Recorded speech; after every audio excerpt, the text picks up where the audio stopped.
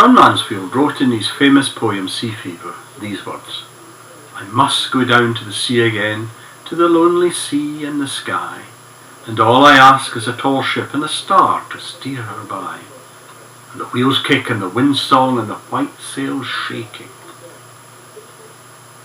and a grey mist on the sea's face and a grey dawn breaking."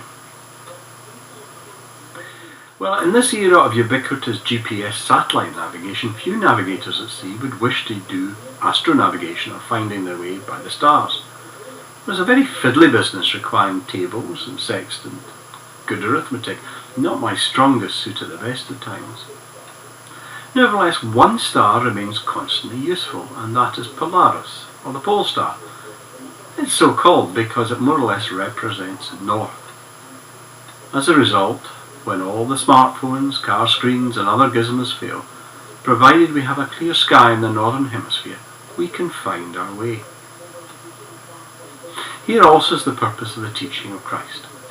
For as we come out of lockdown, it seems that the huge sense of unity that we've all felt during it is breaking down. Many disputes are emerging with the result that the roads open to us as a nation, a community, and personally is multiplying, and we are all unsure of the way forward. One thing is certain: whatever choices are made in the next few months will not please everyone. They may indeed be the cause of further division. Well, all of this brings us to today's lesson. In the face of it, it's the hard-nosed truth. It is the unvarnished truth about disputes. For following of any moral compass does result in arguments. Using any set of beliefs as a life GPS gives rise to splits. Or as the old joke goes, if you gather 3 clergy together, you'll end up with 4 opinions. But in many ways it's always been thus. It's most likely Matthew is writing for a small group of Jesus followers breaking away from their local Jewish synagogue. This, not surprisingly, was proving very painful for his fellow believers and himself. Therefore, he was only reporting the actual situation. Put bluntly, this newfangled Christianity was ripping asunder families and friendships, even communities.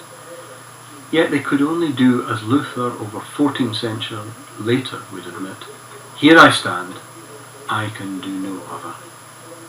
It was this lack of room for dangerous compromise that caused Matthew to state that Christians should use Christ's word as a sword. More precisely, advises to cast Christ's teaching as a sword. This is not to do violence. It's not to cause unnecessary disputes or rifts. Rather, it's to deploy the crystal clear clarity of Jesus' commands to cut through to the ethical truth of any matter. It's to follow his model in putting the imperative of the coming kingdom above other opinions, even feelings. It's to be guided by the Spirit even in into the most uncomfortable place of all, which is unpopularity. Since the life of Jesus is our only primary navigation system for the will of God, it alone shines down millennia after millennia like the pole star. It alone is ever the sextant, chart and compass to steer our lives by. Therefore, as we hear of divisions, disputes, even disruptions, may we listen carefully for the voice of our Master.